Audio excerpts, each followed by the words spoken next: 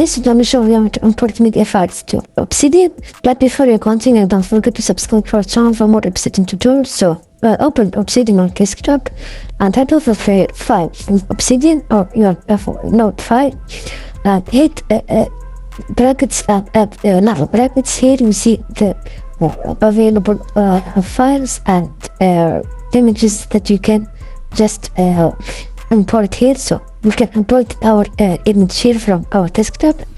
You can also create a new folder. So create a new folder here, import, and access the folder. Click on mount, and here you have a mount. So you can also import some of your other files, or these want, or to build templates or etc. So we got the idea, guys. This is pretty much it. If you found this video helpful, don't forget to like, subscribe, and just leave a comment.